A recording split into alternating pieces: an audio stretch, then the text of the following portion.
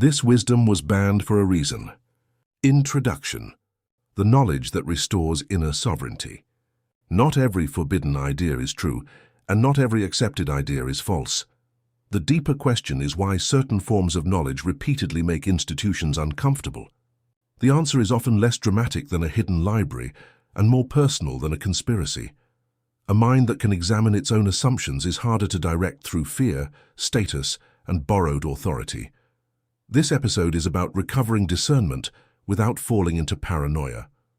You will learn why inner permission matters, how predictable identities are manufactured, and why sovereignty must be joined to ethics if it is to become wisdom rather than rebellion.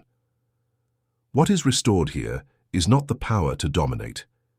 It is the power to think without surrendering your judgment. Opening the knowledge that restores sovereignty. Forget everything you think you know about reality. Forget the laws of chance and the limitations you have accepted as immutable truths. What if I told you that the life you live, the opportunities that come to you, and even the obstacles you face are not accidents, but projections of something much deeper? For centuries, a knowledge has been jealously guarded, persecuted, silenced, and buried under dogma and superstition, not because it was evil, but because it is powerful. A secret so transformative that its simple understanding restores to the individual the sovereignty over their own existence. This is not another book about motivation or positive thinking. It is an initiation, an immersion into the principles of forbidden metaphysics, the science of consciousness that mystics, alchemists, and sages of all eras knew that modern quantum physics is only beginning to glimpse. The master key that opens all doors. The principle from which all others emanate is this: the universe is mental. Your mind is not a mere observer of reality. It is the projector that illuminates it, the architect who draws its blueprints, and the very substance it is made of. Why were books burned? Why were the Gnostics persecuted? Why was knowledge turned into a secret? Because a human being who masters his mind is a human being impossible to control. If these words have reached you, it is not by chance. Synchronicity has guided you. Something within you, an echo of ancient wisdom, is awakening and longs to remember. Join me on this journey as we unearth the secrets they don't want you to know. But be warned, once the veil is torn, once you know the truth, you will not be able to go back. Your perception of the world will change forever. Chapter 1. The Great Illusion. The world is not solid. From the first moment you opened your eyes to this world, you have been trained to trust your five senses as the infallible arbiters of reality. Your sight tells you the wall is solid. Your touch confirms the table is dense. Your hearing assures you that silence is empty.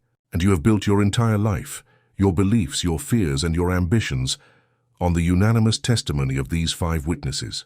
A snake can perceive the infrared heat of its prey as a vibrant image in the darkness. Every living being perceives a different reality, filtered and constructed by the limitations of its sensory apparatus. Do you believe then, with an arrogance so profound that it has become invisible, that your limited human senses are the only ones that by a cosmic miracle have captured the absolute truth? Forbidden metaphysics, the knowledge we are about to unveil, begins with this act of radical humility. The recognition that we live in a perceptual prison, and the first wall we must demolish, the first bar we must bend, is that of chaying solidity. The journey to the heart of the atom. You don't need faith for this first step. I'm not asking you to believe anything. I'm only asking you to follow the logic of your own science to its most dizzying and liberating conclusion. Take your own hand, look at it now, feel it, gently tap the table. It seems like the most solid, real thing in the world. Now we are inside a single cell. We see the molecules, the complex chains of proteins and DNA. They are intricate structures, but between each of them there is space. Solidity fades. Let's magnify the image 1,000,000 times more until we can isolate a single atom. This is where reality as you know it begins to crumble. In essence, every atom that makes up your hand is 99.9% empty space. Your hand is not solid. It is a ghost. It is a vast cathedral of void, populated by an almost insignificant amount of vibrating energy. And what you perceive as solidity when you touch the table is not the contact of two solid objects, The quantum revelation, the observer's secret, but the demolition has only just begun. Because if matter is only vibrating energy, what gives it shape? What is it that converts that formless energy into the chair, the tree, your hand? Here we arrive at the deepest, strangest, and most guarded secret of quantum physics, a fact so unsettling that Einstein himself called it spooky. It was in all possible places at once. It was a cloud of May. But the instant a scientist placed a detector to observe which of the two slits the particle passed through, the miracle happened. The wave of potentiality collapsed, and the particle, as if it had made a decision upon being seen, appeared in a single point, behaving like a solid, predictable object. The simple act of observing changed the behavior of reality. Mystics of all ages have called it the mind of God, the spirit, the Tao. Modern physics calls it the quantum field, the zero-point field. Everything in this field is frequency. There are no things, only notes in an infinite symphony. Every possibility that of wealth, poverty, health, illness exists as a specific frequency in this ocean.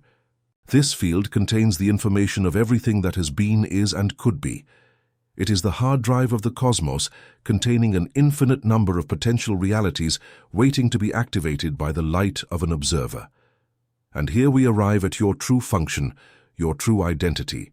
In this ocean of consciousness, you are not a swimmer. You are a wave. As a receiver, your five senses act as an antenna that tunes into a very narrow band of the infinite frequencies of the ocean. What you call reality is simply the radio station you have learned to tune into by default. As a transmitter, this is the key to your power.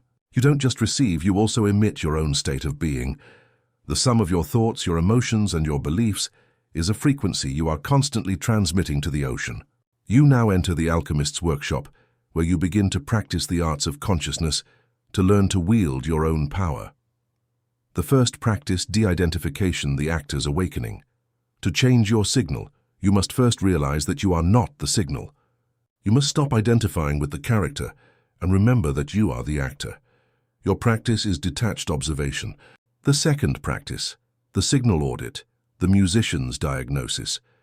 Once you have learned to observe, you begin to audit. You become the engineer of your own radio station, listening to the song you have been unconsciously transmitting. Your practice is vibrational auditing. Several times a day you ask yourself, what frequency am I emitting right now? You don't have to analyze your thoughts. Simply feel your body.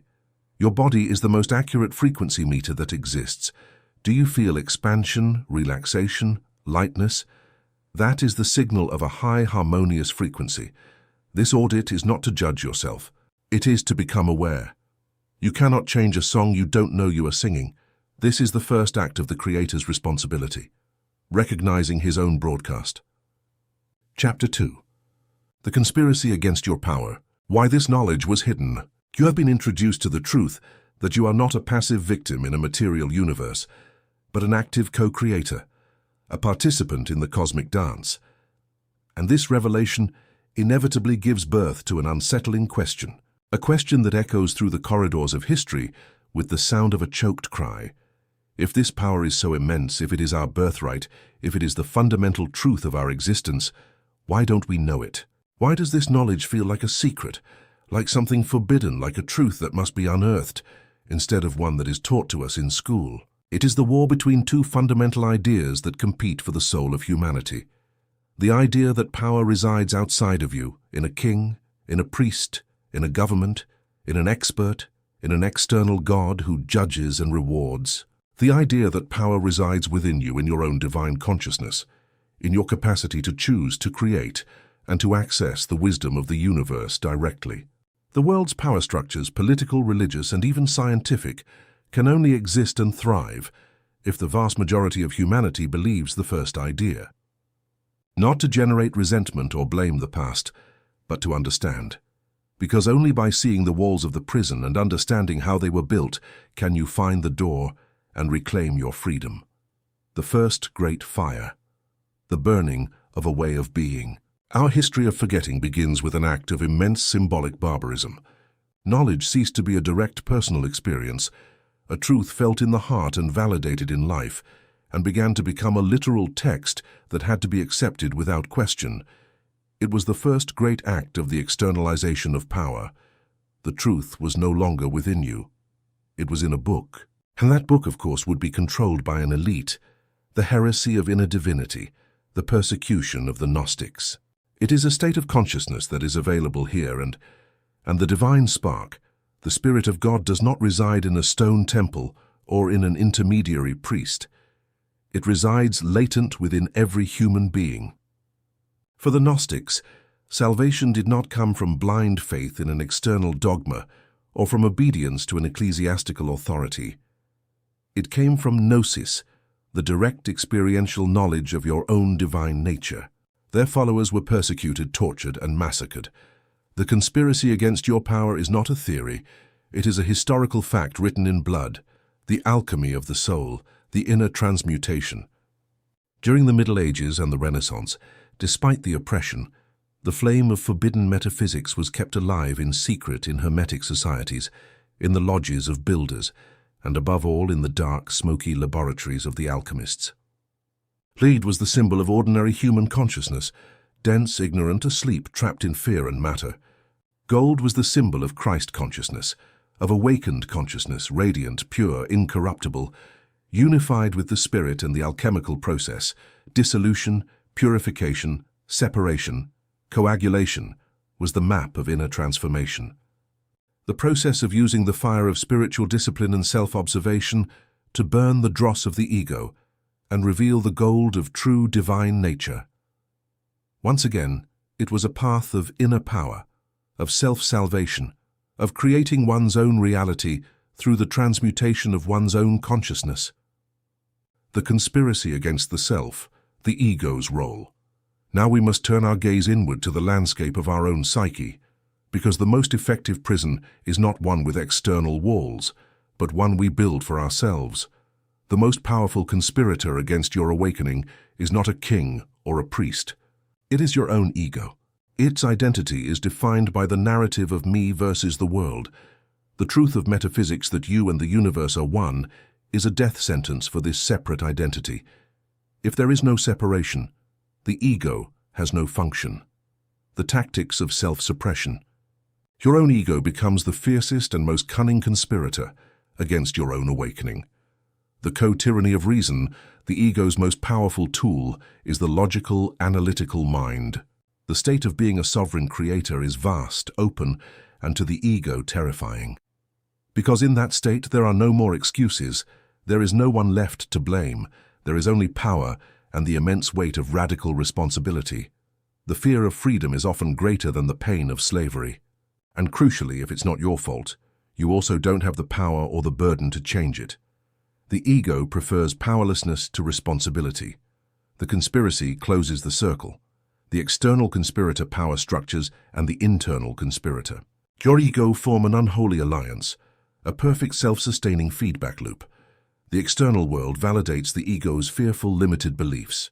And the first act of the revolution, the first step toward true freedom, is not to fight the world's systems. It is to stop conspiring against yourself. It is to begin the brave, sacred work of dismantling your own inner jailer. Chapter 3. The Primordial Law. The universe is mental. Imagine that tonight you have an incredibly vivid, lucid dream. In this dream, you walk through a strange and fascinating city. You feel the cold and the rough texture of the cobblestones under your feet. You smell the sweet, intoxicating aroma of freshly baked bread coming from a bakery on a corner. You talk to the strange and enigmatic characters who populate its streets. Their conversations are coherent, their personalities distinct. The dream sun warms your skin and a gentle breeze stirs your hair. Inside that dream, everything seems undeniably real. The city is external to you. The people seem to have their own will, their own secret lives. The dream's laws of physics, gravity, the solidity of the walls seem immutable and objective. But stop for a moment inside that dream and ask yourself the fundamental question: what is that city really made of? What are the cobblestones, the bread, the strange characters, the sun that warms you made of? They are not made of matter. They are not made of atoms. They are made of a single mysterious substance, your consciousness. They are mental energy. They are feelings that have taken an apparently solid form. In the universe of your dream, The observer and the observed, the creator and the creation, the dreamer and the dream are one and the same. It is the key to the machinery. It posits that the entire universe in its totality is a great dream in the mind of an infinite, universal consciousness which we can call the All the Source, the mind of God. Everything that exists from the farthest galaxy to the smallest electron, from your body to your thoughts, is a manifestation, a modification, a thought within this vast, incomprehensible mind. The universe is not a cold, dead, lifeless clockwork mechanism. Max Planck, the father of quantum theory, a man whose rigorous and mathematical mind changed the course of human history, came to this astonishing conclusion in the twilight of his life. After decades of studying the nature of matter, he said, and I quote, "I regard consciousness as fundamental. I regard matter as derivative from consciousness. We cannot get behind consciousness. Everything that we talk about, everything that we regard as existing, postulates consciousness. The universe is not made of things. You are much more than that. By the law of correspondence, as it is above, so it is below. If the macrocosm, the all, is mental, then you, the microcosm, must be mental too. Your individual mind is not an isolated, separate entity. It is a focalized center of the universal mind." This is the second great demolition we must carry out in this chapter. We have been conditioned to believe that our thoughts are private, ephemeral, impotent events, silent shadows that cross the screen of our mind without consequence. In the real world, the forbidden metaphysics reveals the truth to you. Your thoughts are things, they are energetic structures. Every mood is a color you are choosing for your work. You are no longer the victim of the painting. You have remembered that you are the painter, the birth of the architect, the power of intention. Once you accept this responsibility, something miraculous happens. The unconscious creator, the one who has been building his reality by default, dies. It is the noise of construction. An intention is a focused, deliberate, sustained thought charged with purpose. It is the act of taking the brush with a firm hand, consciously choosing a color, and drawing a line with a clear objective. It is the architect's blueprint. By setting a clear intention, you stop being the victim of the current of random thoughts and become the one who directs the current. How do you become the master painter of your own existence? You now enter the workshop of the co-creator, where you begin to practice the fundamental arts of consciousness. The first practice, the mental audit, making the invisible visible. Before you can direct your thoughts, you must first be aware of them. Your practice is the mental audit. What is your inner dialogue about money when you pay for something at the supermarket? This is expensive, and I shouldn't spend so much. What story do you tell yourself about love when you see a happy couple? That's not for me. It's surely not as perfect as it looks. Simply, you choose a new seed, a new idea, a new truth that you wish to cultivate. If your audit revealed a pattern of scarcity, your new seed is, "I am a channel for infinite abundance, and money flows to me with ease and grace." If it revealed a pattern of self-criticism, your new seed is, "I approve of myself totally and unconditionally exactly as I am." And your practice is not mechanical repetition, but conscious return. Throughout your day, every time you discover yourself entangled in the old thorny thought pattern, you do not fight. At first, you may have to return your attention to the new seed 100 times a day, but with each repetition the new neural path strengthens, and the old one, deprived of the energy of your attention, begins to weaken and wither. Chapter 4. The Key of Vibration. The Language of the Universe. To have the universe execute your blueprints, you must learn to communicate with it in its own language, and the language of the universe is not that of words or of logical images. The language of the universe is music. We must now give you the key that turns your silent blueprints into a resonant magnetic symphony. We must explore the key of vibration. Forbidden metaphysics reveals to us that the universe is not a logical computer that processes your thoughts as if they were lines of code. It is an infinite orchestra, and every element of creation from a galaxy to a grain of sand is an instrument that emits its own unique note, its own frequency. You are no exception. You are one of the most potent and complex instruments in this orchestra, and your state of being at every moment is playing a note. This is not a metaphor. Everything is energy, and energy by definition vibrates. Every state of consciousness, every emotion has a measurable vibrational signature. Science through psychophysiology can record the unique patterns of brainwaves, heart rhythm, and skin conductance associated with each emotion. Anger has a fast, sharp, chaotic frequency. Depression has a slow, low, heavy frequency. Peace has a smooth, rhythmic, coherent frequency. Joy has a fast, light, and harmonious frequency. Your dominant emotional state, your inner climate, is the fundamental note you are playing, the song you are constantly emitting to the universal consciousness field. And here lies the secret that superficial positive thinking completely ignores. The universe is a resonance field. It doesn't hear the lyrics of your song, your thoughts. There it feels the music, your vibration. The law of resonance is impersonal, perfect and infallible. If you play the note of scarcity, the vibration of worry and fear, the universe as a cosmic tuning fork has no choice but to make other scarcity notes resonate in your experience. Unexpected bills, lost opportunities, conflicts over money. If you play the note of gratitude, the universe must by law make events, people, and opportunities that harmonize with gratitude resonate in your life. You don't attract what you think. You attract what you are vibrationally. Cognitive dissonance, the untuned song. This is why so many well-intentioned affirmations and visualizations fail miserably. They create vibrational dissonance. You sit down to visualize wealth. Your conscious mind, the 5%, is projecting a sharp movie of abundance, singing the lyric, "I am prosperous." But your body, your nervous system, your heart, the 95% is still vibrating with the familiar feeling of worry and scarcity. You are singing the lyrics of wealth over the music of fear. The signal you emit is contradictory, incoherent. It is static, and the universe faced with a static signal either does not respond or by the law of least resistance responds to the most potent and most practiced part of the transmission, the music of fear. The initiate in forbidden metaphysics does not focus on thinking prettier thoughts. He focuses on tuning his instrument so that the music it plays is naturally one of harmony and beauty. The heart is amplifier. The science of vibration, your central vibrational emission station, is not your brain. It is your heart. Science has shown that the heart generates an electromagnetic field that is up to 60 times more electrically potent and 5,000 times more magnetically potent than the brain's field. Your heart is literally the most powerful amplifier of your being. Your thoughts generated in the brain are the electrical charge of the field. They contain the information, the blueprint, the lyrics of the song. Your feelings generated and amplified by the heart are the magnetic charge. The union of both is the act of conscious creation. The first practice, the vibrational audit, the frequency monitor. The programmer cannot debug code he doesn't see. His first practice is the frequency audit, running a real-time system monitor.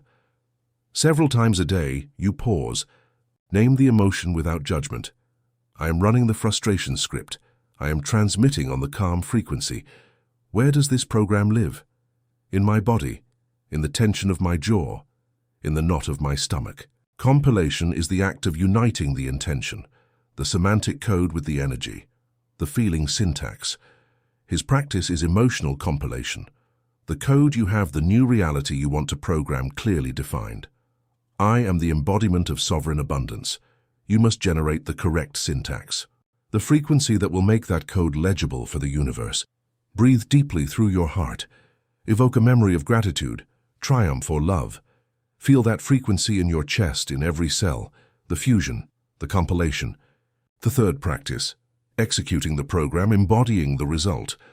Once compiled, the programmer executes the program. He does this by living in the frequency of the already executed code. His practice is to embody the result. You don't wait for the program to execute on the screen of your life to feel success. You have learned that it is not spoken with the tongue but with the heart. Vibration is the syntax, and feeling is your keyboard. Chapter 5. The return of discernment. The key of the inner eye. Imagination as architect. The untrained mind, the one that has been programmed by the system of illusion, has relegated imagination to the corner of children and artists. It sees it as a form of fantasy, a useless daydreaming, an escape from real life. It is considered at best a harmless entertainment, and at worst a form of self-deception. But the initiate in forbidden metaphysics knows the truth. Imagination is not an escape from reality. It is the workshop where reality is forged. It is the design room of the soul's architect.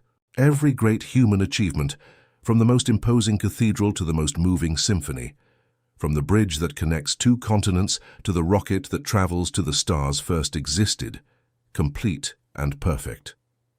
As a sustained image in someone's disciplined imagination, we must make a crucial distinction.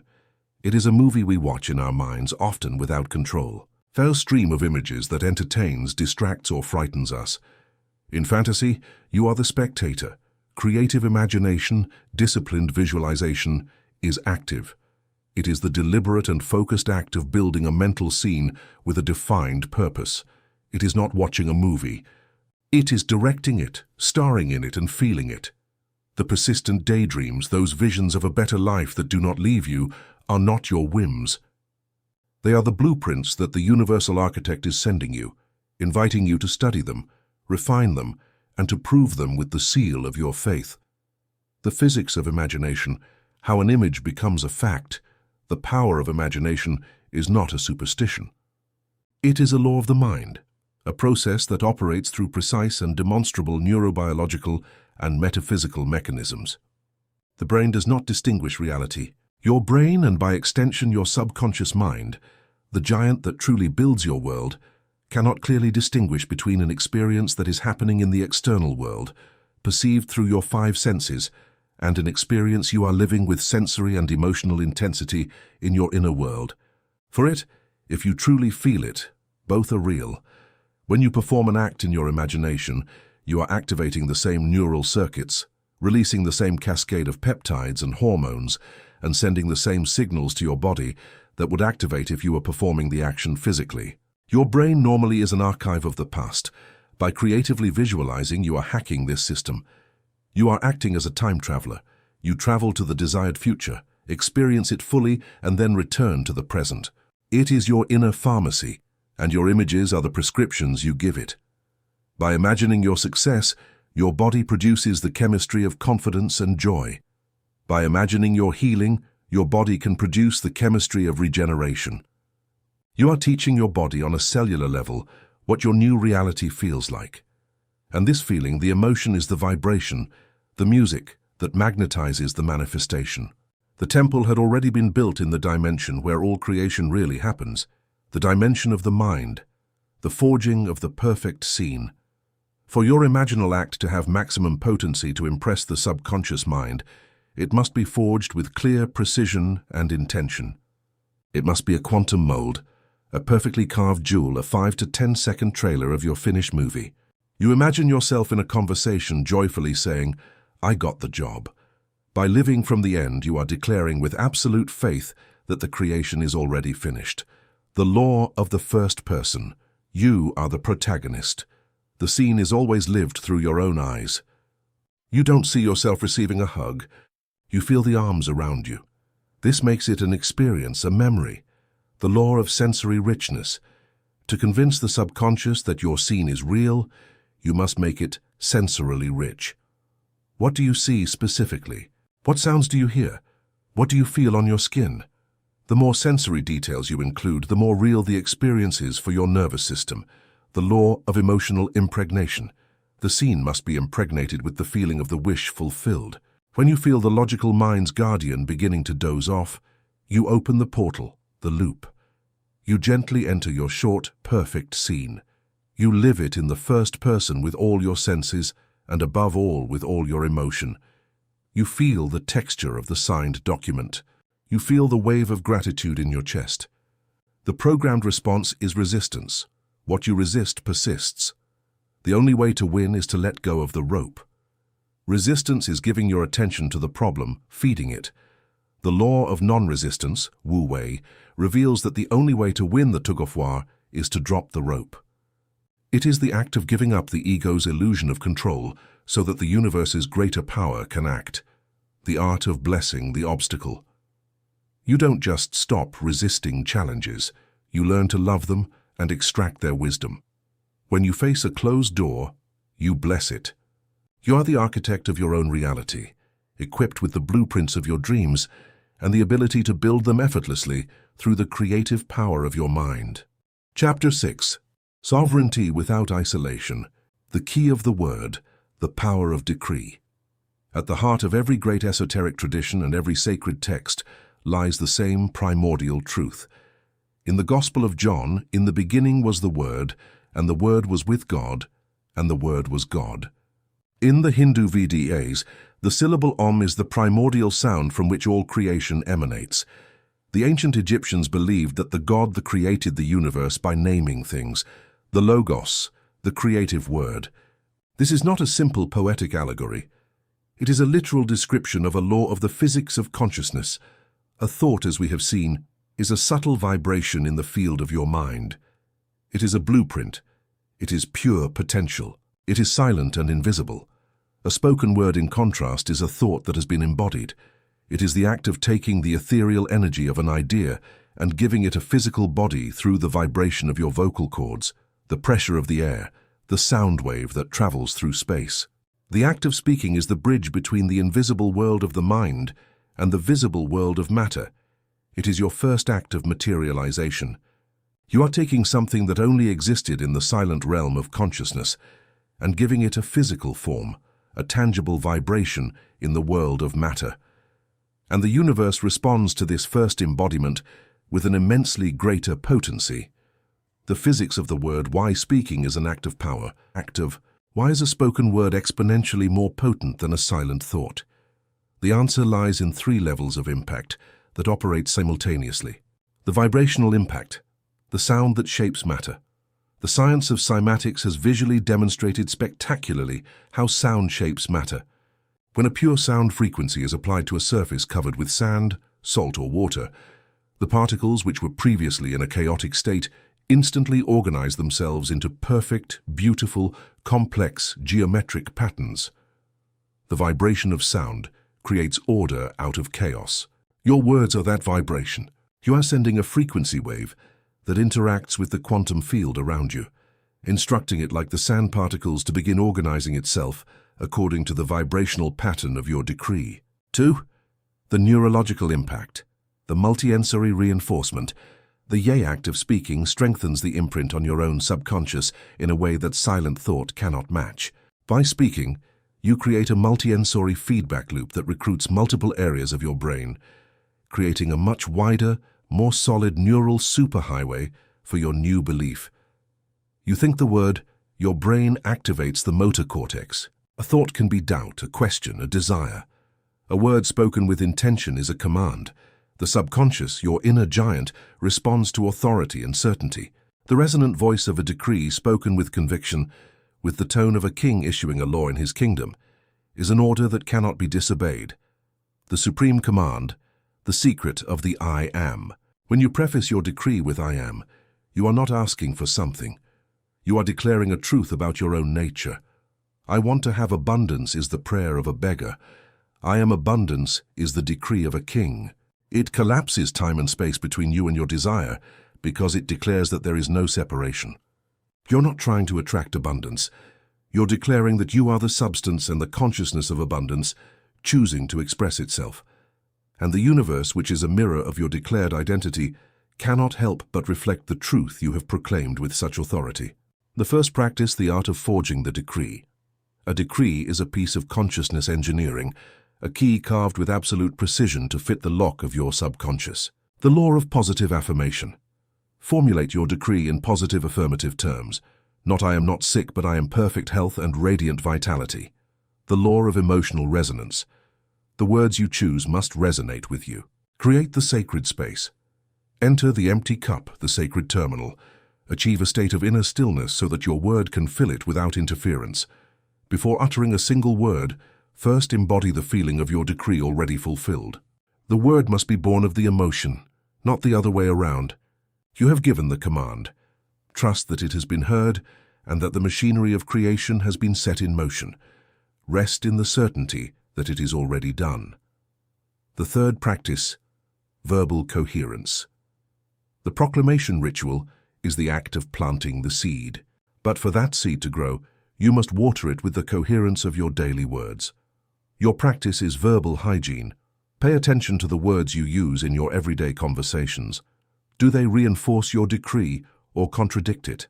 If you have decreed "I am abundance," but you spend the day complaining about prices, you are sending contradictory orders. The key of the word has been revealed to you. Your voice is no longer a casual sound. It is the programming interface for your reality. You are the sovereign who proclaims the law of his own existence. Chapter 7. The Key of the Heart. Gratitude as a magnet. We arrive at the key that not only opens the door but magnetizes the treasure to come to you. We must open the alchemist's chest. We must activate the key of the heart. From our childhood, we have been conditioned to understand gratitude as a social virtue, as a polite reaction. It is the thank you we say after receiving a gift. It reveals to us that gratitude in its highest and most creative form is not an effect. It is the most potent cause of all. You do not feel grateful because the universe has given you something. The universe gives you something because you have dared with a sovereign faith to feel grateful first. Creative gratitude is the art and science of being grateful for your wish fulfilled before it manifests in the world of the senses. Each of these actions, no matter how sincere, is born from the underlying vibrational feeling of not having. And since the universe is a perfect mirror that reflects our state of being, not our words, our prayer of lack can only manifest more lack. Gratitude inverts this equation. When you feel genuine gratitude for something, it is psychologically, neurologically, and vibrationally impossible to feel that you are lacking it. Gratitude is the vibrational signature of wholeness. It is the emotion of reception. By generating this feeling deliberately, you are assuming the state of being of your wish already fulfilled. And this and only this is the language that your subconscious understands and obeys without exception. The physics of gratitude, the science of the magnet, the power of gratitude is not a simple inspiring idea. It is a biochemical and biophysical fact. They are mutually exclusive frequencies, like light and darkness. Therefore, gratitude is the perfect antidote to the scarcity mindset. It is the ultimate short circuit for the vibration of doubt and fear. By embodying the frequency of gratitude, you become a vibrating tuning fork that is perfectly tuned to the reality of your wish fulfilled. And by the law of resonance, that reality which already exists as a potentiality in the quantum field must be magnetically attracted into your experience. Gratitude is not asking the universe to send you something. It is tuning your radio to the station that is already broadcasting the music you want to hear.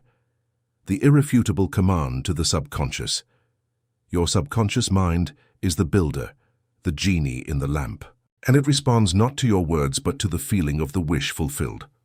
When you feel gratitude for your healing, prosperity, or ideal relationship, as if they were already a tangible fact, you are giving your subconscious and final irrefutable command. You are declaring that on the only plane that truly matters, the plane of consciousness, the transaction is already completed, and your subconscious, that literal and infinitely powerful servant, will start working tirelessly to align the world of effects with this new inner reality. The coherence of the electromagnetic field. Your heart generates the most potent electromagnetic field in your body. The HeartMath Institute has shown that negative emotions like anxiety create a chaotic heart rhythm, and the universe responds to this clarity with astonishing speed and precision.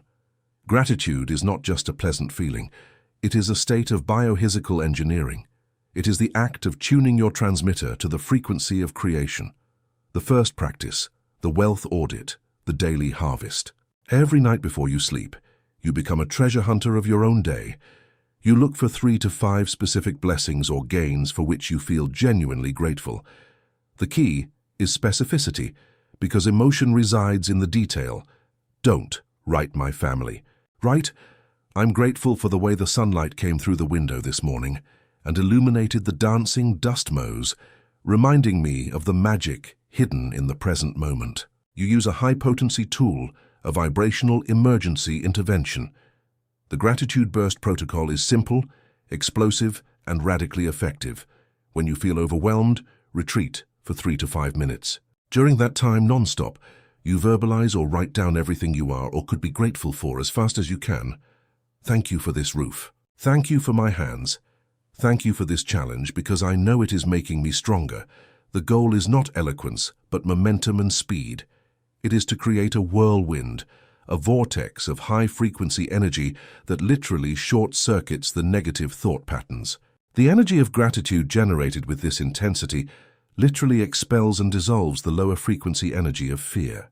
And from that state of being, you formulate your decree as a thank you.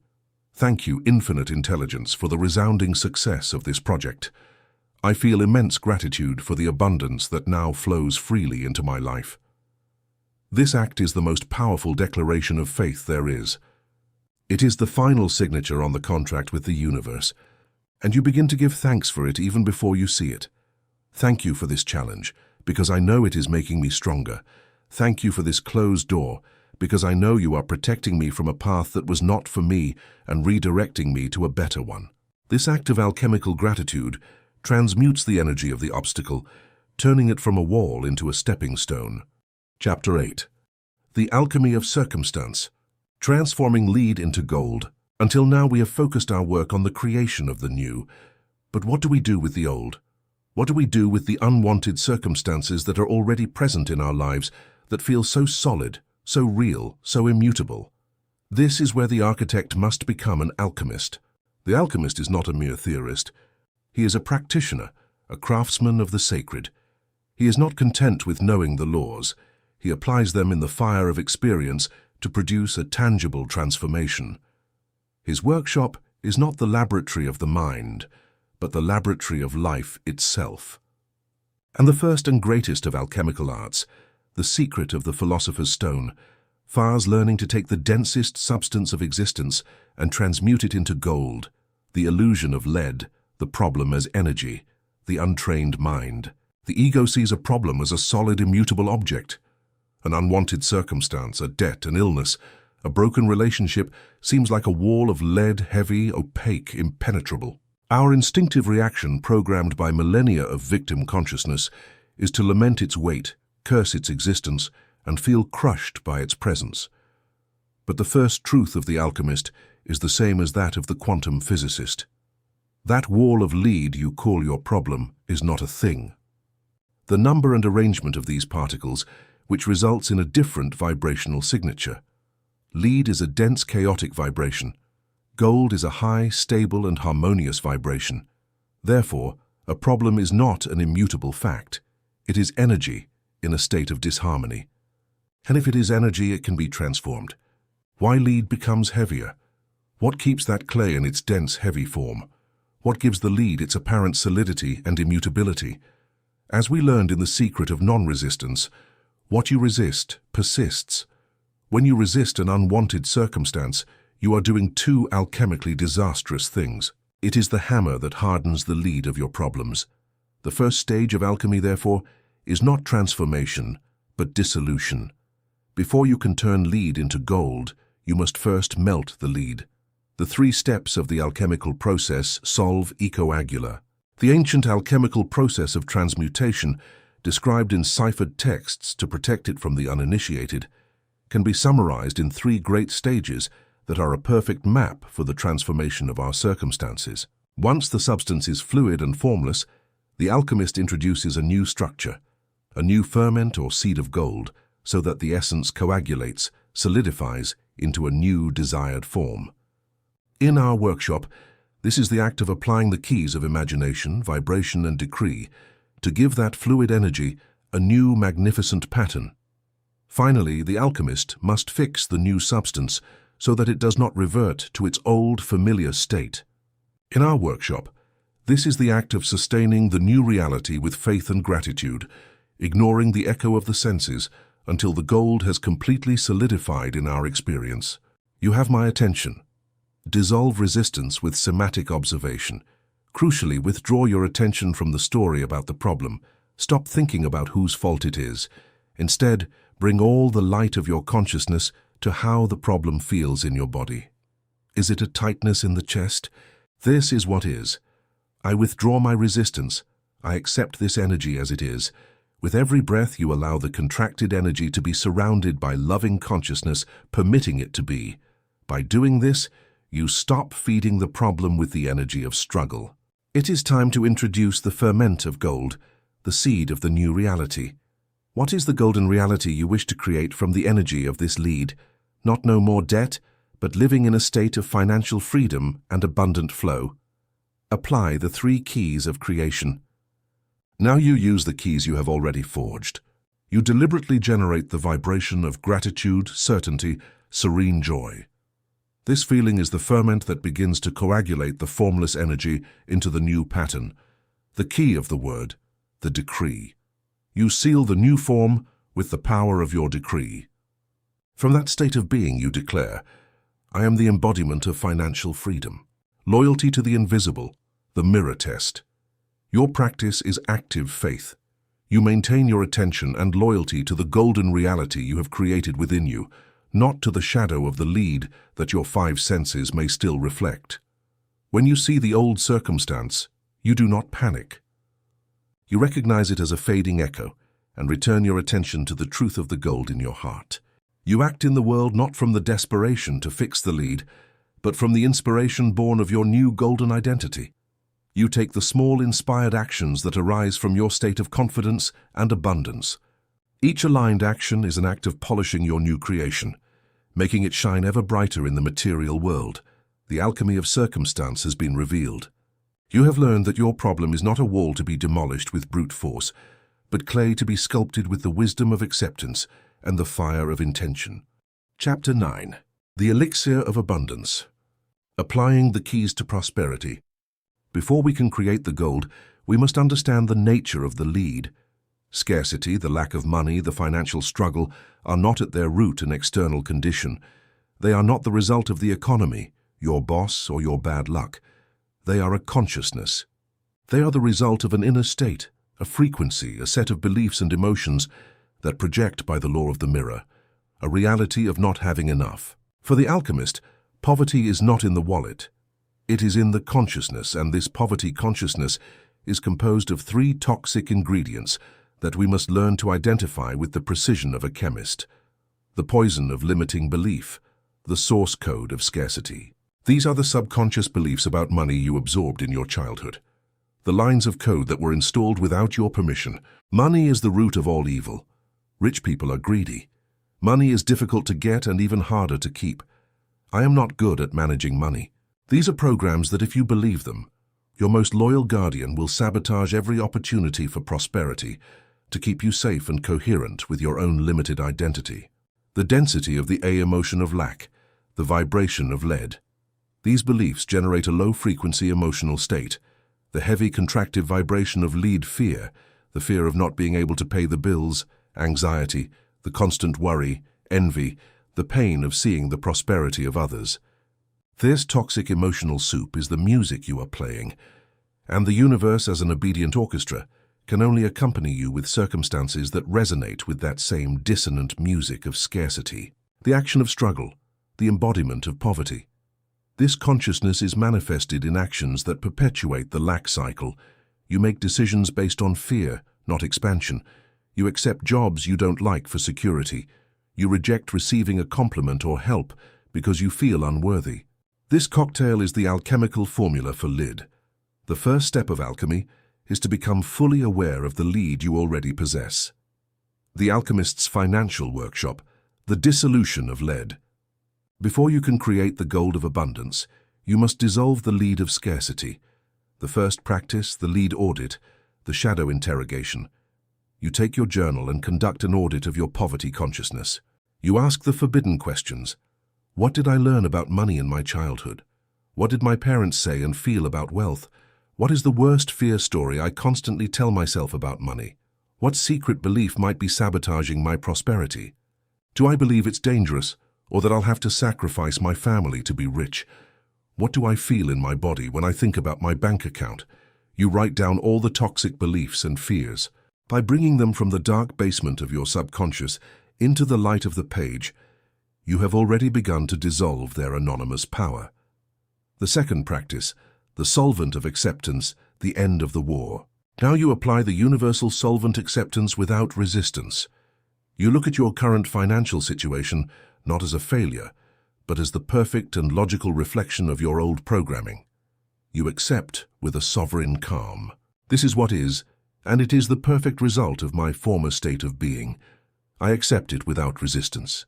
This act of acceptance is like letting go of the rope in the Tug-of War game. It stops the war. The immense amount of energy you previously spent resisting your reality is now free to be redirected toward the creation of a new one. The lead, which was solid due to your resistance, begins to melt. The first practice, the gold blueprint, the inner eye key. The first act of coagulation is to give the energy a blueprint. Your practice is the creation of the golden scene. What is the golden reality you wish to create?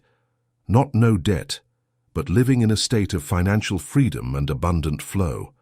Define the essence, the feeling. You feel the relief, the peace, the gratitude. You repeat this scene like a lullaby until it becomes your last conscious thought before sleeping. You are handing the gold blueprint to the master builder. The second practice, the heart's fire, the key of vibration and the heart key. A blueprint without energy is a dead dream. Peace, the frequency of financial security, relief, the frequency of liberation. Fuse the fire to the form. While holding your imaginary scene, you bathe it in these feelings. You feel the financial peace in every cell of your body. This union of image and emotion is the true act of coagulation. Abundance is my natural state of being. You live that decree. You stop participating in the language of lead, complaint, worry, scarcity talk. You start speaking the language of gold. Possibility, gratitude, confidence, the fixation of gold, the practice of loyalty. The new form is still delicate. You must now fix it. Make it permanent through active faith. Think from the end. The elixir of abundance has been distilled. You are no longer a victim of the economy. You are the alchemist of your own prosperity. You have learned that wealth is not something you chase in the world, but something you radiate from a transformed consciousness. Chapter 10. The Philosopher's Stone. The Secret of the I Am. The legend whispered in cryptic texts and in secret societies throughout the centuries tells us of the Philosopher's Stone as a mythical substance. A stone, a powder, or an elixir capable of performing two miracles, transmuting any base metal, such as lead, into pure gold and granting immortality to its possessor. For centuries, the uninitiated, the literal mind, have interpreted this legend in a material way. They have searched for a chemical formula, an external substance, a magic shortcut to wealth and eternal life.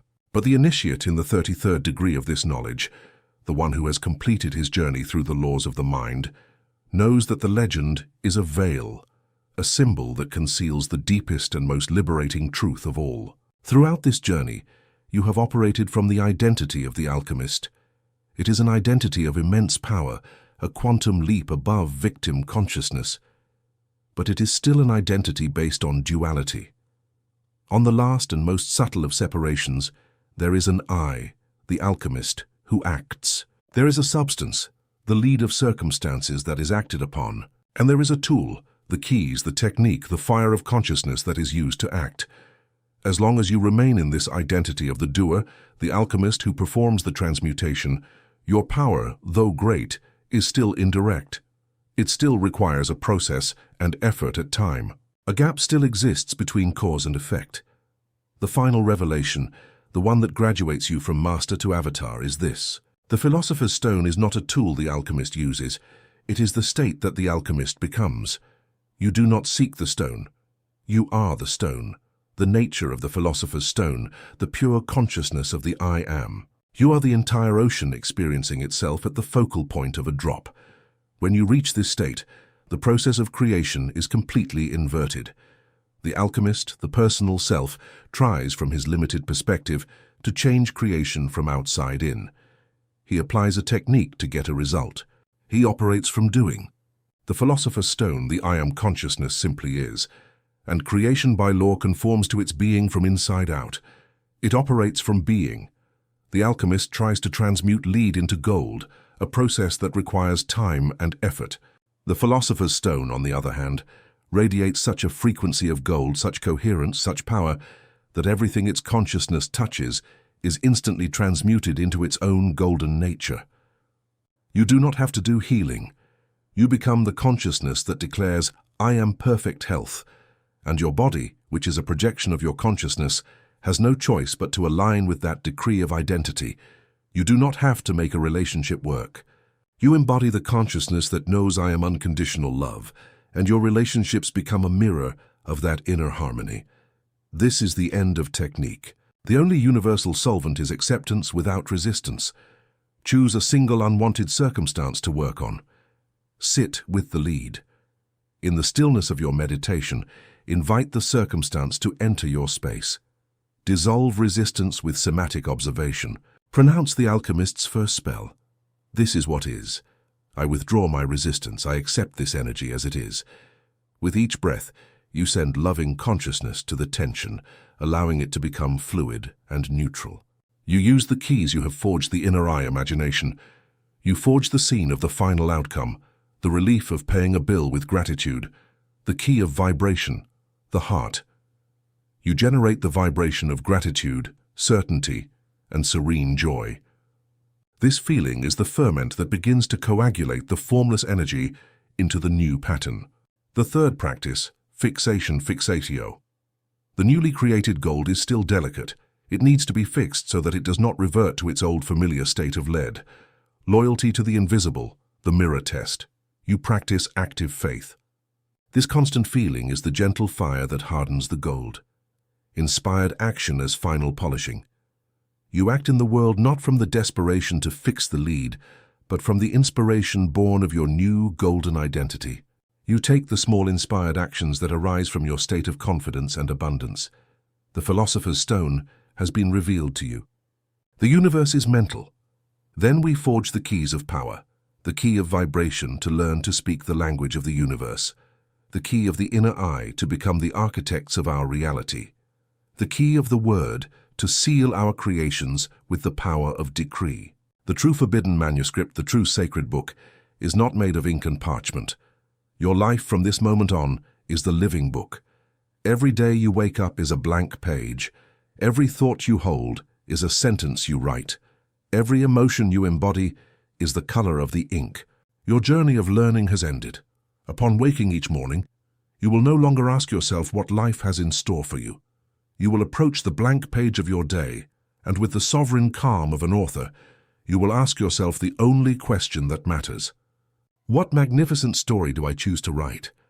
Conclusion. The unwritten choice. The central lesson of this wisdom was banned for a reason is not that a single thought controls every event. It is that unconscious patterns become powerful when they remain unnamed. The moment a pattern can be observed, it can be questioned. The moment it can be questioned, a different response becomes possible. Bring the central idea back to ordinary life. Choose one situation in which you usually react automatically. Name the pattern without condemning yourself. Decide what a more conscious response would look like, and practice that response in one small action. A principle becomes useful only when it changes what you notice and what you do. Do not use these ideas to blame yourself for circumstances outside your control, to ignore material conditions, or to replace qualified care. Use them where your agency is real. The meaning you assign, the standards you keep, the language you repeat, the attention you train, and the next action you choose. Once borrowed authority is removed, the mind must learn the laws by which its own attention, belief, and behavior operate. The purpose of this journey is not to replace evidence, professional care, or practical action with belief. It is to make your inner participation visible so that attention, language, emotion, and behavior can become conscious instruments rather than invisible habits.